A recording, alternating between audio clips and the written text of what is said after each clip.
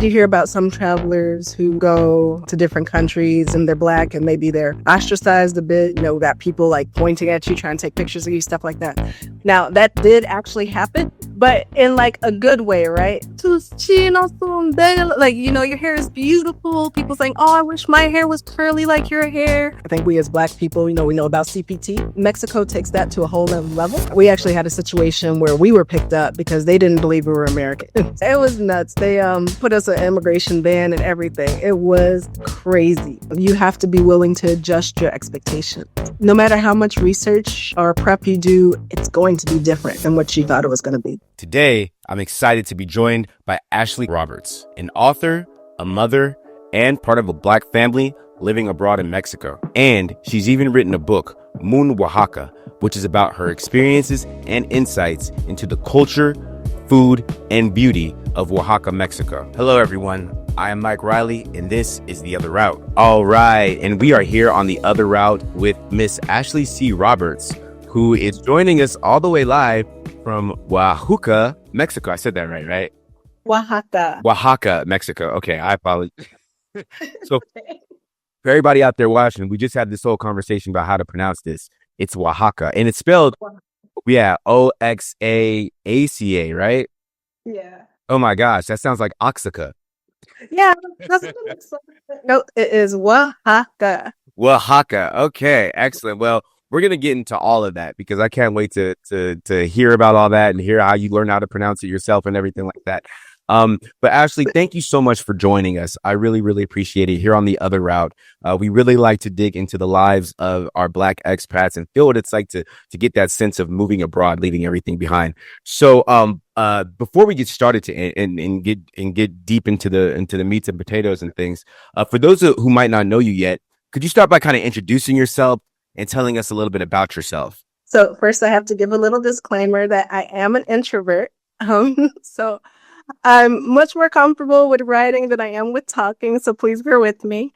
But yes, my name is Ashley. I am a homeschooling mom of 2. I enjoy travel so very much, obviously. I enjoy nature, spending time with my family, reading, writing. And I did just have my first book published, which is a travel guide for moon travel for Oaxaca. So, yeah. That is excellent. We're going to get into that book too, because I was actually checking it out. I'm probably going to get myself a copy. They look like really, really, really great photographs. You make me want to take a trip down there. And don't worry about the introverted thing. I'm an extrovert, so we'll balance each other out. Okay. I'd love to rewind a little bit. So where did you grow up actually? And kind of take us a little bit through what your childhood was like. Yeah. So I grew up in a suburb outside of Chicago. Just me and my parents. I have 2 older sisters, but they're like 20 years older than me.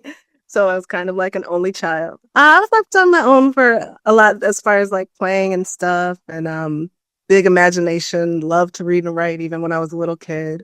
And really got into learning about other cultures as a child too. My father was in the Navy, so he had all kinds of stories about traveling to different countries in Asia. And my mother like loved learning languages herself. Like she was teaching herself Spanish, teaching herself French. So there was always an interest in, just learning about other cultures and places when I was a kid. So that's awesome. And is that how you got the travel bug? What got you interested in the traveling? Is it because your father was in the Navy?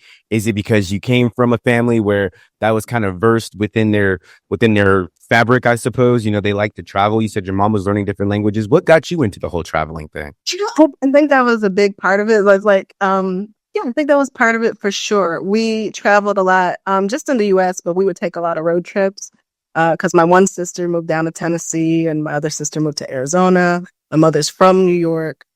So we would always take road trips to visit family, and I loved it. I loved being in different places, seeing different cities. Even as a little kid, I know some kids are like, oh, I hate road trips. Like, even my kids get a little antsy sometimes if it's anything over 30 minutes. Yeah, but I loved it. Always found it super exciting. In fact, when I was 13 or so, we visited my sister down in Arizona. And Tucson, where she's at, is not too far from Nogales, which is on the border. So we drove down there, and that was my first time ever being in Mexico. And I was just like, just like looking at everything, just loving the sights, the smells, the feeling of like being in a language I didn't understand. Like it was all super exciting for me. That is so awesome. That's really cool. I think it's interesting that you say that. When I was a kid, no shade to my mother, but we didn't take a lot of road trips. So when I finally got the opportunity to start traveling a little bit, and I got to see different places, even in the United States, I can understand how it really expands your mind and makes you curious about doing things like that. Which brings me to my next question. So is that what sparked the idea of actually living abroad? Was it going to Mexico that first time and visiting your sister? She was there near Arizona, and you went to the other side of the border. Is that what happened, or was there like another moment that shifted your perspective and said, you know what, I'm going to live in another country? No, I don't know if I can point to like one exact moment. But that was definitely like a cornerstone, right? Like something that was building towards that. It was that experience. A few years later, I would go back down to Mexico, with a youth group, like working at an orphanage, volunteering, that kind of thing. I love that experience as well. That's when I got to practice a little bit more of my Spanish, and I thought it was exhilarating trying to just trying to communicate in a whole nother language. When I was in college, I was able to visit the Philippines a couple times. For my internship, I went to Spain to teach English. And so I loved the feeling of being in another country. I thought it was exciting. It was fun. I just felt alive when I would do that. And so all of these experiences together just kind of led me to feeling like I want to live in a different country when I get older. I guess I can get bored easily in a way. So it's like I like stimulation. I like being in different environments. I like seeing different things and that feeling, that kind of like adrenaline rush, right? Just being in these different places, like it's kind of addicting a little bit. So all of those experiences together made me want to, and that's why I chose for my major, like teaching English as a second language, so that wherever I would go, I have a skill that I can use to help to make money wherever I would want to go in the world. I definitely can relate to that. You and I, the first time I traveled around, like, you get that adrenaline rush. So I completely understand that. Uh, and you were learning Spanish as you were kind of going along. Was that kind of part of your lifestyle in the States before you made the move? It seems like you were kind of, you were kind of planting the seeds to make sure you were going to a place that, to move abroad at some point. Was that kind of what the lifestyle was like, or were you just like a normal schoolgirl? I wasn't a normal school girl. Okay. I was a weirdo who like was Yeah. listening to like Arabic music. Oh, yeah, yeah. Okay. I Yeah. was into MMA, so I was that nerd. Ah. And I was also the oddball who did not take Spanish in high school. I took French, which I took French because, my mother, she was learning French. And because my grandfather, her father, he, was stationed in France during World War II. So he knew French. So I was like, oh, let me continue this legacy of learning French or whatever. Not one French speaker in, Chicago, but it's okay. So yes, I actually didn't learn Spanish until I was in Mexico or when I was in Spain, like just learning there because I Right. didn't know it. Yeah, yeah. I tried to learn Spanish earlier this year because I was thinking about moving abroad to a Spanish speaking country myself. And so I got one of those online programs where you get the apps and everything. And in my older age, the only phrase I managed to really memorize was "Tengo dolor en mi espalda," which means I have pain in my back. Anyway, so anyway, let's move on. Let me ask you this about the move to Mexico. So why Mexico? And specifically, how did you decide on the location that you're living in right now? Okay, so ooh, that is a loaded question because we did not originally choose Mexico, actually. When my husband and I first started talking about moving abroad, we weren't even looking at Latin America at first. At first, of course, we were looking at the motherland. Like, okay, let's move somewhere in Africa. We were looking at Tanzania, and then we're like, no, no, no, let's do West Coast. Let's do Senegal. Maybe I could use my high school French and put it to work. But then we decided, okay, maybe for our first move, crossing an entire ocean might be a bit much, with our two small children. So that's when we started looking at Latin America, and we, through our research, found Nicaragua. And so that's where we were putting all of our efforts into moving to. We had gotten it to the point where we knew what city we were going to go to, what neighborhood we were going to live in, what school we were going to send our daughter to. And then the year that we were planning on moving, a big political uprising happened. It Oh. was a lot of student protesters, and the government came down hard on them, like murdering the protesters. Oh, It what was year was this? This was in 2018, I believe. Okay, I do remember this. Yeah, I do remember hearing about this. Yeah, I Oh sure my do. gosh. Yeah, we were trying to move down there. And so that threw all of our plans off because can't move there now. And so we were kind of at a loss at what to do because we had already pulled out of so much of our life. Like we hadn't enrolled our daughter for the next year of school because we were going to be gone. We had sold a bunch of our belongings and stuff. So we were just like, oh no. Luckily, a contact that we had made in Nicaragua, she had like fled and she moved to Mexico. And she told us, why don't you guys give Mexico a try? And so we did. And that's how we landed in Mexico. Okay, that's a pretty interesting story. That just wasn't. Yeah, that wasn't just oh, we just decided to move. And then we're gonna go here to hear that there was a political uprising that Yeah. kind of caused that shift is that's pretty interesting. I'm glad you actually talked about that because that's something that I think people who decide to move abroad, that's something they should definitely research.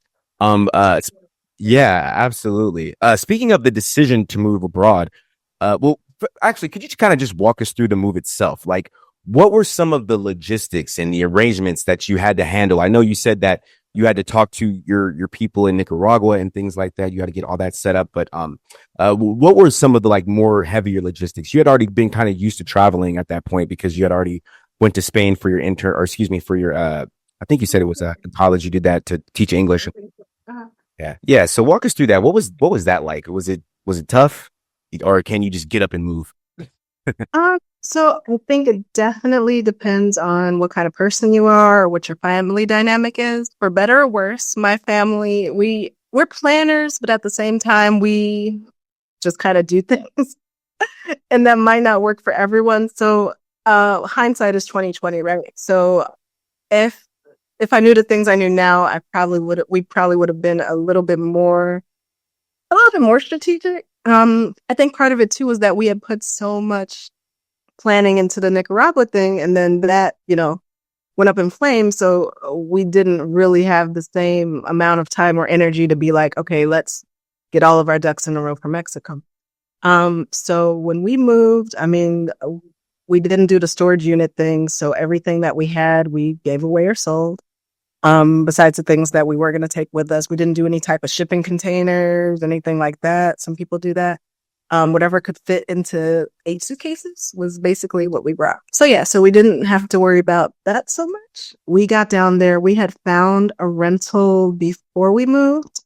But now, again, hindsight being 2020, we rented this place sight unseen. We had just trusted, some friends that we had made down there. Hey, can you guys check this place out for us? And they're like, oh yeah, my cousin, sister-in-law, they got this, rental, it'll be great. And, they kind of showed us with the phone, and we're just like, okay, yeah, that seems fine. Got there, we're just like, oh no, like this, yeah, it wasn't a nightmare, but it wasn't what we had wanted either. So that's the whole thing too. That we learned that, renting in the United States is very different from renting in Mexico. Responsibilities that landlords have in the United States, those responsibilities are on you as the renter. So things like that. And that was a whole big thing that we had to go through because a lot of the issues that we had at first with renting, we're thinking like, oh my gosh, these people are being racist to us. They're trying to trick us. They're being horrible. And it's just like, no, like just it's a different cultural expectation where it's just like, we're basically just providing this home for you, depending on who you have. And I guess we could get into that. We ended up moving from the first city that we landed in Mexico, and that rental experience was much better. So, I mean, it's a little bit of both. And we can get into that if you want, but Yeah, yeah, I would love to talk about that a little bit. Actually, that was actually kind of segueing into my next question. Was once you guys got settled in there in Mexico, what were some of the biggest surprises about life in Mexico, and what were some of the toughest things that you had to adjust to? Was it the understanding how the culture works out there as far as living arrangements and the logistics of living, or was it learning the language? Was it enrolling the kids in school? Was it knowing the good spots to know where to get the good food? I know that could be tough for a lot of people, like a person like myself. So just out of curiosity there, and yeah, and once you guys got settled in, what were some of the things that surprised you the most about life in Mexico? Some surprises that we had, I mean, a lot of the surprises were like good surprises. In some ways, things weren't as difficult as we thought they would be. We found that the people could be very welcoming in some ways. Like you hear about some travelers who go to different countries and they're black and maybe they're ostracized a bit. You know, we got people like pointing at you, trying to take pictures of you, stuff like that. Now, that did actually happen, but in like a good way, right? So it's like, and I'm going to be speaking mostly of my Oaxaca experience because we did live in different places in Mexico, but Oaxaca is like my favorite. So, in Oaxaca, because there's such a heavy Afro-Mexican presence, especially along the coast, it's like the most concentrated in the whole country, right? Oh, So we didn't stick out so very much. Like the people in Oaxaca are brown, like various shades of brown to like light brown to even a little darker than me. So, that was nice. That was nice. But even with that being said, my hair, if it's in a fro, it gets a lot of attention. My kids usually have their hair in froze and it gets a lot of attention, but it's not like negative attention. It's very positive. Like people are like, oh, tus chinos son de, like, you know, your hair is beautiful. People saying, oh, I wish my hair was curly like your hair. Or saying like, oh, my grandmother has hair just like yours. So very positive, like, oh, the color of your skin is so pretty. You know, that feels oh, yeah. weird in a way, but then it's also like, oh my gosh, thank you. Like I wasn't expecting that. So they're very like affirming in that way. But then it's hard too because, you know, people want photos with you. People want photos with your kids. People want to touch your hair. Maybe they're touching your hair without asking. Maybe they're touching your kids' hair without asking. So Oh. that's just like, oh my God, like, Was that a normal thing? That did that happen often? yeah, yeah, a lot. So, yeah, so it happens often, which is also weird though, because I'm like, y'all have Afro Mexicans. Like, I know I'm not the only Afro haired person you've seen. Other surprising things. I don't know if it should be surprising, but just how welcoming they are of children. Like, Mexican culture, you know, they love children. They have a whole holiday, called Dia del Niño, which is, you know, Kids Day. So having our kids in Mexico, I think helped us a lot. Because, you know, they see these cute kids and they're like, oh, they're giving at the mercado, they're giving free fruit to our kids or candy or whatever. So that was really nice. A lot of the restaurants will have little play areas set up for kids. So that was so helpful. Being a husband, because it's like, you know, I don't know if you've ever, you know, tried to sit down to a nice meal and you have two little ones with you and it's almost impossible. But in Mexico, it's like, oh, here's this playhouse for y'all while we wait for the food to come. So just very family friendly. That was a wonderful surprise. So those were a lot of good things. Some not great surprises were, like I said, learning what you as the renter are responsible for and what your landlord is responsible for. I knew about the whole, like, you know, different time schedule in Mexico. You know, I think we as Black people, you know, we know about CPT. Mexico takes that to a whole nother level. So just knowing that if someone is supposed to come by tomorrow to fix your plumbing or something, might be tomorrow morning, might be Oh, tomorrow, really? might be the next day. Like, yeah. And it's not like an insult. Like, you know, we in the United States are like, oh man, they're insulting my time. They're insulting my, you know, it's nothing personal. It's just, that's the way it is. So there's a different relationship to time and things like that. So it's like just having to get out of and it's hard to, you learn how much Americanness you have. I think I know for myself, because, you know, I think of myself as like a Black American first, right? Not even so much as an American. But then when you are in another country, it's like, oh, you're an American. You have certain thoughts that come from the wider culture that you might, you know, that you're really not aware of till you're in a situation where you know, where you're at isn't thinking like that at all. So, Yeah, yeah. That could be an interesting adjustment, just the cultural adjustment itself. You know, understanding how different people live. It can, you know, it can be completely alien to people, especially a lot of people who've have never left the States before. Let me ask you about the language barrier. You said that Spanish was something that you had to become more accumulated to understanding and things like that once you were in Mexico, as opposed to prior moving there. What was that like? Was that a rough adjustment? Especially, I would imagine that y'all didn't live in the, in the touristy areas where people speak a lot of English. I would imagine you may have lived somewhere where that may have not have been the case. So, I know people who moved to Mexico and that was a problem. What was that like for you? Oh, okay. So yeah, like when we got down there, we didn't know any, the little bit of Spanish you pick up just because, having friends, having Spanish speaking friends or things like that. So basic stuff, sure. But nothing really. Thankfully, the people down there, when they see that you're trying to learn, they will try to kind of meet you halfway. Like there was a time I think early on in Oaxaca, we were kind of lost on the bus, and our Spanish wasn't great at the time. And they were really trying to help us. Like we were trying to speak our broken Spanish. They were maybe speaking the teeny bit of English, but they helped us figure it out.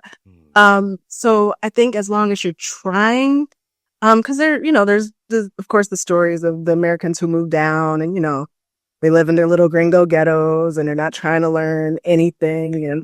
And so there's that ugly stereotype, right? But when people see, oh man, you're really trying to learn this language, even though you sound like a toddler, like, okay, we can respect that. So that was our experience. Now, luckily for us, we did have our daughter in school. And she was going, so we've done lots of different schooling options while we've been down there. But for the most part, for the first couple schools she was in, we did a Waldorf school when we were in Merida. We moved from Merida to Oaxaca. We put her in public school because it was like a block away from her house. She's the only English speaking kid in the whole school. So she had to learn Spanish. But I remember when I realized how much Spanish she was learning, we were at a park one day and she had seen one of her friends from school.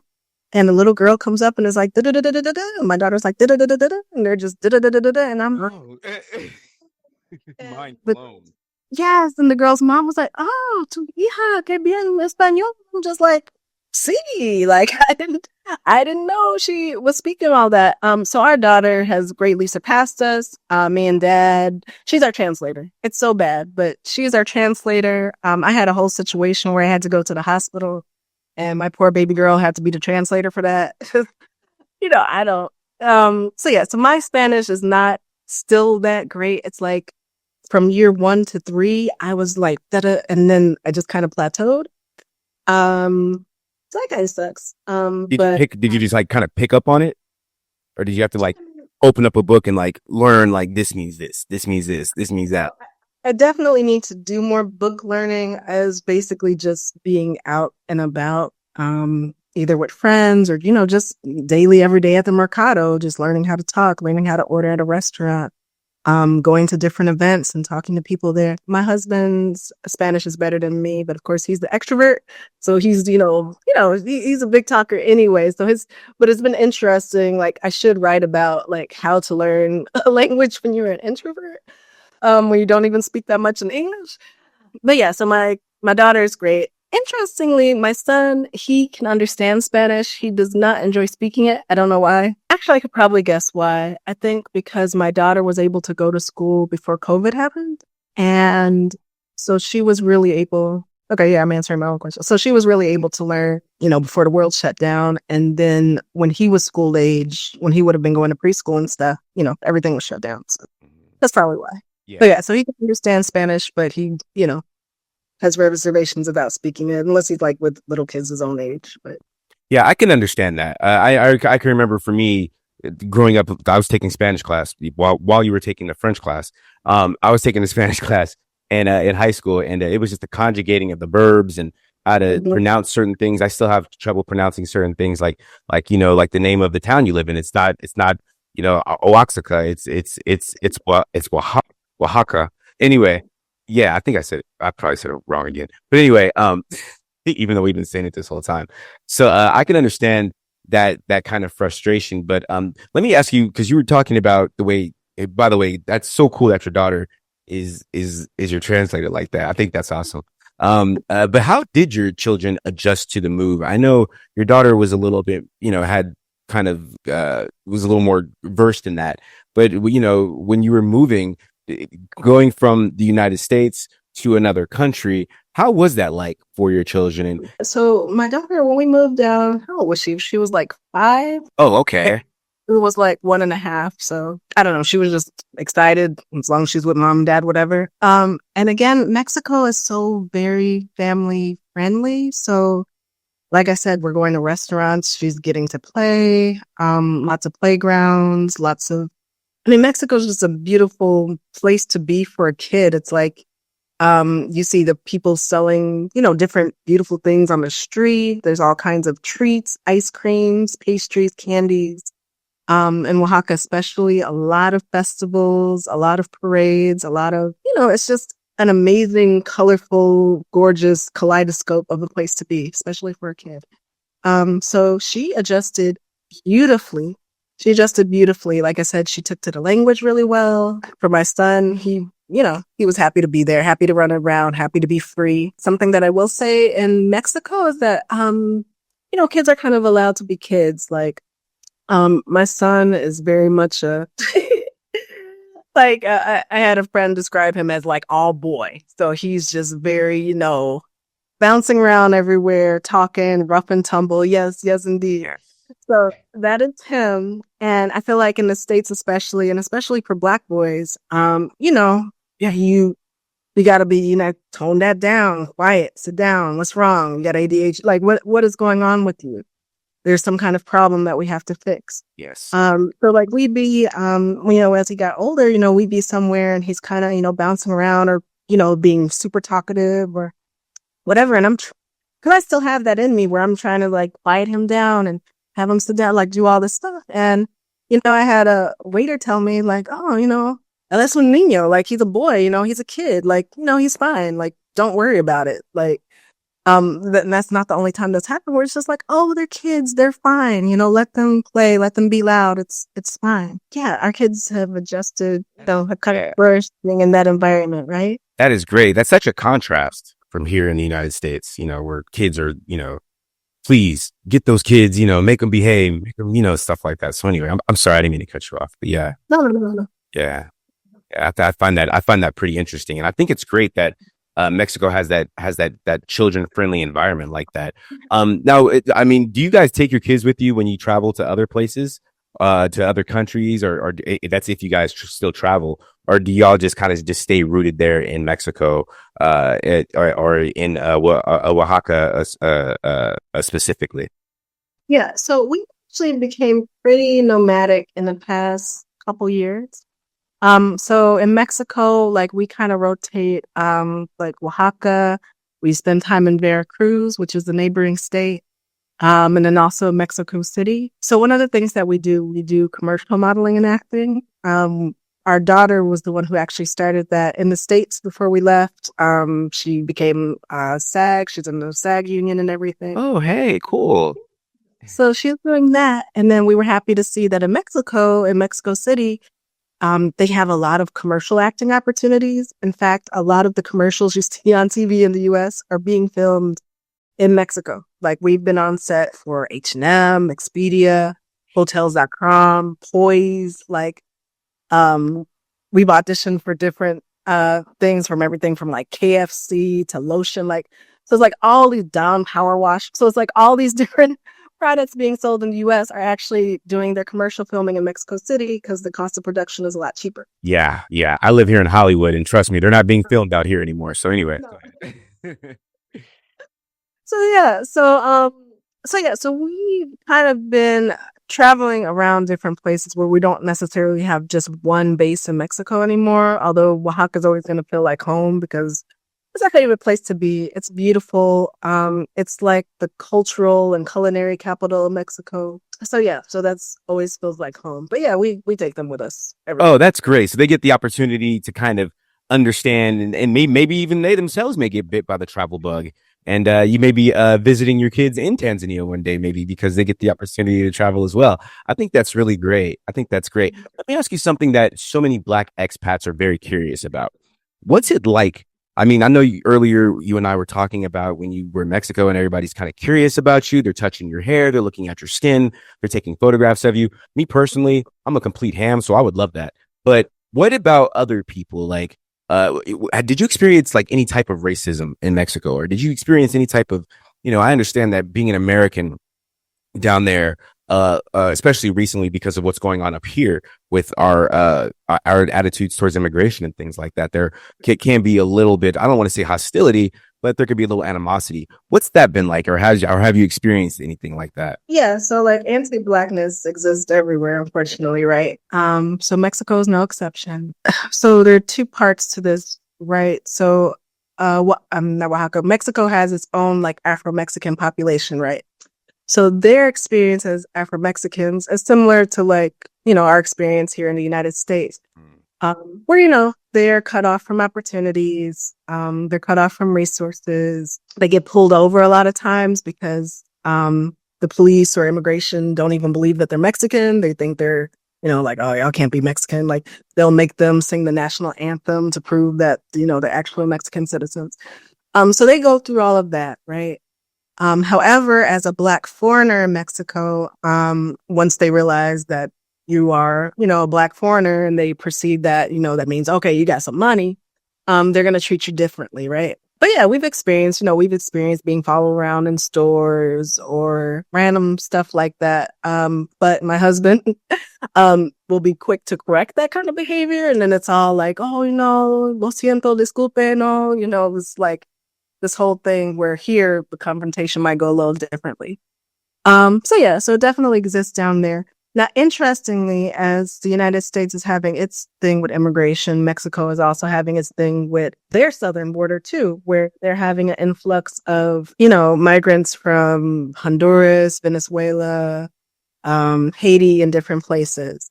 And a lot of times those are the darker skinned folks of those nations. And just like the United States is treating immigrants here, Mexico is also treating them the same in a lot of ways. Yeah, we actually had a situation where we were picked up because they didn't believe we were Americans. Yeah, it was nuts. They put us an immigration ban and everything. It was crazy. Holy shit. Wow. But I don't know why they let us go. I personally believe it's because my son was like screaming the whole entire time. Oh, their children with you too? They picked your children up too? They picked all of us up. We were all on immigration there. It was nuts. And like we're showing them our passports, we're showing them our papers, like, hey, we're here legally. Here's our American passport. And then we just started getting pissed. Like at first we were trying to speak Spanish, and then we just went into like full like whatever American mode, like y'all can't do this to us. We're from yeah. So these are situations you have to deal with. We travel by bus a lot because the buses down there are so nice, like not like Greyhound at all, but like plush TV screens, like really beautiful buses. So we travel with those a lot. And if you travel at night, especially, the buses regularly get pulled over by immigration. We might be on the bus, a whole bunch of Mexicans, of course. There might be a handful of like white foreigners and, us. We might have our papers asked for more so than the white foreigners, things like that. But nothing that makes us really feel like in danger. Even when we were with the immigration situation, we never felt like our lives were in danger. Like here, if you're having a interaction with law enforcement where you're like, oh God, I'm about to be a hashtag or something. Like down there we felt indignant. We were angry, but we didn't fearful for our lives or anything like that. That didn't, excuse my expression, but that didn't scare the shit out of you? It's weird. I guess we should have been scared. Maybe it was our naivety. I don't know, but we were just more angry that it was happening. And the whole time, like, it's not like they were rough with us. They didn't touch us or anything. They're just like looking at our passports and, looking at our visas. They're just like, but they let us go. I don't know if they were waiting for a bribe, because that happens a lot where, if the police pick you up, it's like you're supposed to bribe them to get out of whatever situation, but we weren't going for that. So I don't know. It was a really bizarre situation. I mean, well, from a parenting perspective, how does that make you feel about raising a family in Mexico as compared to raising one in the United States? I mean, for just in general, not even just with that particular situation. Well, I'm not going to lie. After that point, we got a little less adventurous to where we were going to. At first, we were very much the, oh man, we're going to all the neighborhoods. We're going to visit all the places because, da da da da da. We're not like normal tourists. We're not going to just stick to Cancun type places. We're going to, so that's how we even got in that situation. We were in a place that we probably really shouldn't have gone, but we really thought since we were Americans and had our papers in order that it wouldn't have mattered, but we learned that it did, unfortunately. So now we kind of just stick to not even touristy places, but just places that we might know somebody in or that's closer to a bigger city and, things like that. At least I'm glad you got out of that. And, I'm glad you're here. And that's quite a story. That's a little bit of a testimony to what it must be like for people out here who are going through the same thing. Yeah, it is awful. It is a very awful thing. Let's switch gears here a little bit. I kind of want to talk about the practical side of life. Let's talk about the day-to-day life. What's it like with the day-to-day life? How do the finances compare? What's it like, rent and food and transportation? What's that like compared here to living in the United States? I can tell you as a Los Angelino, boy, oh boy. I don't know how you do. We've had the opportunity to like travel the West Coast for the past few months, and yeah, Los Angeles was fun to visit for like half a day. Like, yeah, man, it's cool. Yeah, because we did the whole like requisite, trip to Disneyland. Our kids were old enough talking to, like even in Mexico, there are commercials about Disneyland. Right. So, we took them there and they're like, oh, you know what? Let's go to LA and we could spend the night in LA. And got to LA, looked at those hotel prices. Just like, all right, I'm going to stop for a second and keep on driving, kids. Like, got our little marathon burger and just kept going. Like, nah, gotta keep going. But, great burgers, by the way. Yeah. But yeah, so the cost of living in Mexico, depending where you are in Mexico, is of course a lot lower. Now in Oaxaca, is incredibly culturally rich. It is, I think, the second poorest state in the nation. Oh. So Oaxaca's a state, not a city itself, but a state. So you have Oaxaca the state and you have Oaxaca the city, which is the capital of Oaxaca state. Okay. So okay, like New York. Okay, got it. Okay. Yeah. Ooh, so to give a quick thing about Mexico. So Mexico is broken up into states like the United States. I think it's about 32 states that they have. So yeah, so Oaxaca as a state is one of the poorest. So the cost of living, if you're coming from, the United States, Canada, somewhere in Europe, it's going to be a lot lower. Depending on how you want to live. My family, what was most important for us was freedom of time. So we wanted time to spend together as a family. So we choose, inexpensive modes of living. We rent apartments that aren't in the touristy areas, that are more local. We live more like locals. We go to the mercado for our food, not necessarily the supermarkets that they have. And we live pretty simply, but we allow ourselves to like splurge on things that we really might like sometimes. But we have a pretty simple lifestyle. When we were doing schooling, we did do private schools. We did Waldorf, Montessori, like I said. Even then, the cost per month was like for both kids was maybe $300 for both of them. Whereas in the United States, if you want to send your kid to a Montessori school or a Waldorf school, it's maybe going to be $700, maybe even $1,000 a month. You said it's Waldorf school? Is that like private school? Yeah, Waldorf. You can kind of think of Waldorf as like Montessori's hippie sister, kind of. It's probably not the most accurate way to describe it, but yeah, this is the alternative way of educating kids, very nature-based, very gentle. Yeah, and we even sent our kids to a forest school where they had school all day in the forest, literally. Yeah, things like that? Yeah. So, oh my gosh, like I could talk to you forever. So the education in the kid bit is where I really like talking about it. But yeah, we were sending our kids to a forest school and they used different modalities. Like they had some, Waldorf and Montessori ideas going on in there. But yeah, every day they would literally be in the forest, this beautiful forest, just mossy and gorgeous. And here, it's, how much was it? It was like, for both of them, like 200-ish, 250 for both of them together a month. If you were trying to find something like that in the States, that would be thousands a month. Thousands. Yeah. Mm-hmm. Yeah. And it was an experience for them. So yeah, that is so interesting. And what about transportation? And what about jobs too, if you don't mind me asking? I mean, I know as far as transportation is concerned, I know you guys say that you take the bus a lot of places, but is it easy to get around in Oaxaca? Is it Oaxaca, excuse me? And I know Mexico City has great public transportation, but is it easy to get around there? And is it easy to find a job there? If somebody goes there, are they going to be able to, I know many expats I speak to, they fall into the I went and taught English route, and that's how I make a living. Yeah. Like, how was that like for you guys down there? Yeah, so teaching English is probably the easiest way Yeah. to support yourself, wherever you go, wherever you might go, outside the country, because in a lot of places, if you're a foreigner coming into another country, it's like, man, they're trying to give employment to their own people. So unless you're coming with a very specialized kind of skill, and also depending on what visa you have, some visas you're not allowed to work. If you're trying to get like any type of temporary or permanent residency, at least Mexico, unless you have like specific business side, like things that aren't taking away from the people, like I wouldn't necessarily say to have the idea that you're about to go down there to find a job. Working online is probably the easiest thing to do, especially because you want the hack is to get like United States dollars to spend and turn into pesos, right? Because even though the exchange rate isn't as good as it used to be, unfortunately, it's still, it's like 19, 20 pesos to a dollar. It used to be like 24, 25 a few years ago. If you're coming down, try to have some kind of business play already in place. Like you're working online, you're teaching English, or you're doing, the commercial acting and modeling thing, something. But yeah, definitely have something in mind. Yeah, absolutely, absolutely. What and like that's pretty good advice to give to somebody who's thinking about moving down there, to make sure that you have your ducks in a row, make sure that you have your visa situation, make sure you check out the political climate in whatever country you're deciding to move to. What advice would you give? What other advice would you give to anybody who's making this consideration to possibly move abroad, specifically if they're possibly thinking about even moving to Mexico? First say, let yourself dream a little bit.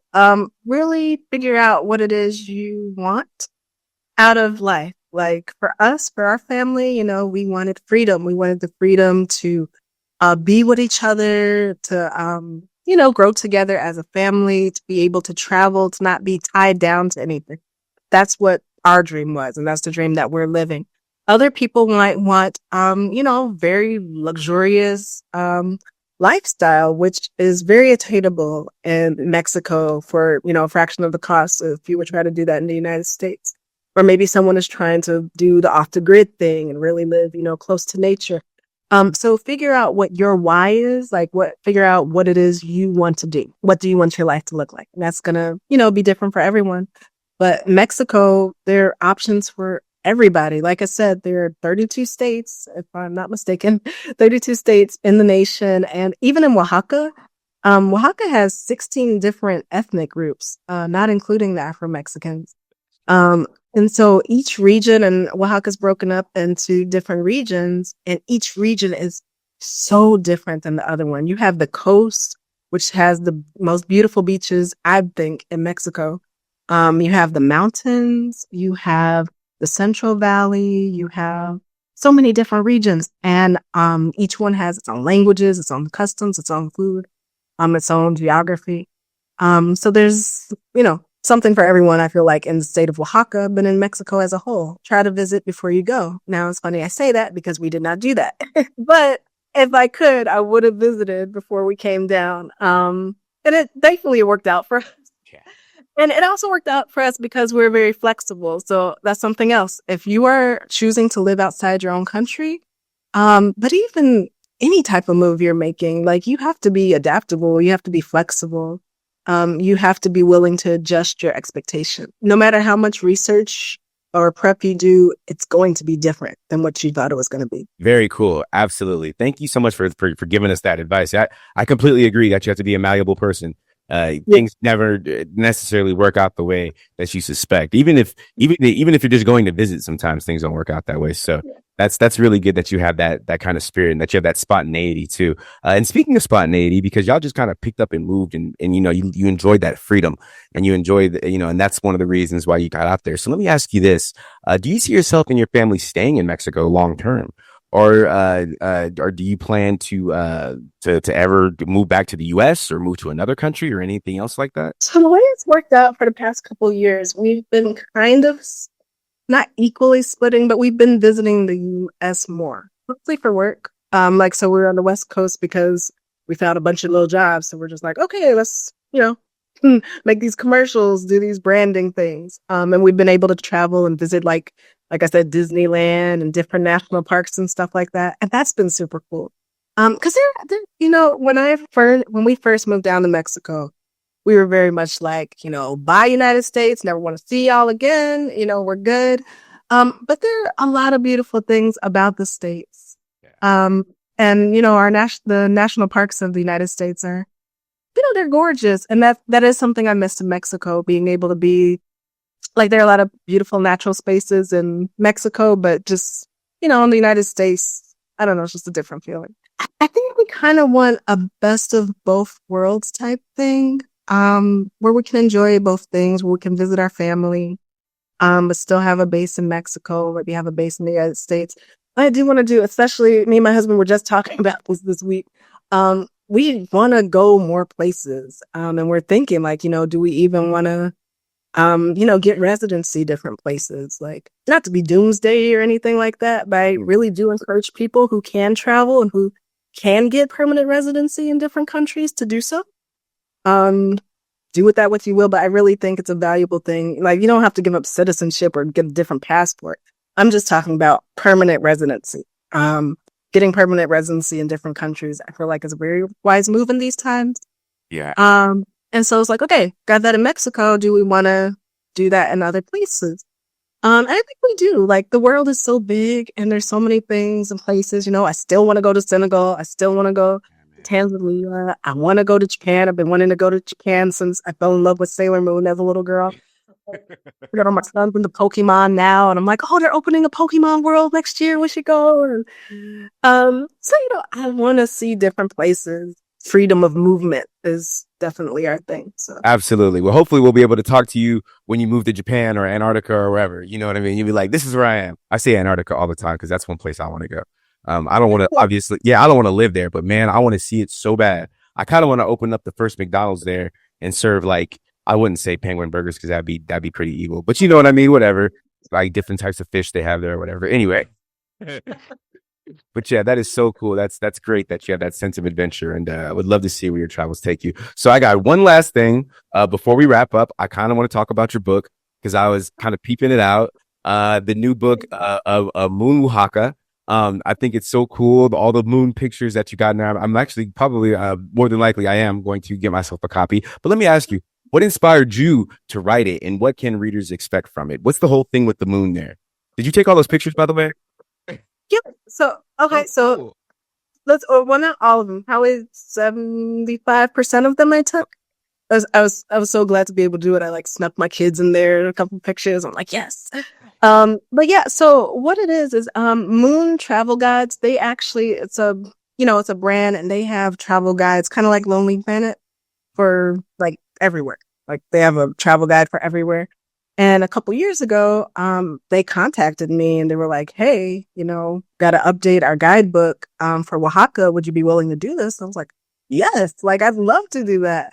So that's how that came about. So the past couple years, just been doing research, going back to places that I loved, and also visiting places that I had actually never been before in Oaxaca.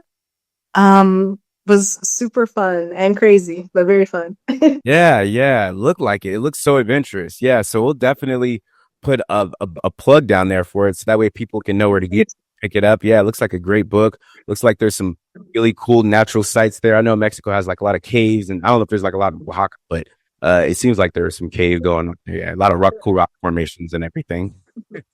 So that's so cool. So is it Ashley Corrine Roberts, right? Yeah, Ashley Corinne. Okay, Ashley Corinne Roberts. Ashley, thank you so much for joining us today and giving us your insight on the other route, what it's like to live in Mexico and Oaxaca specifically, and giving us some understanding of what it's like to be an expat and live abroad. I think this is very educational. It's a very great conversation. Thank you so much. Ashley, thank you so much for sharing your journey with us today. Your story shows the courage, creativity, and openness it takes to step into a new chapter abroad. Make sure you pick up Ashley's book, Moon Oaxaca, and follow her family's journey on Instagram at The Black Family Abroad. The link is in the description. Until next time, keep carving your own path, keep rewriting the narrative, and remember, there's always the other route.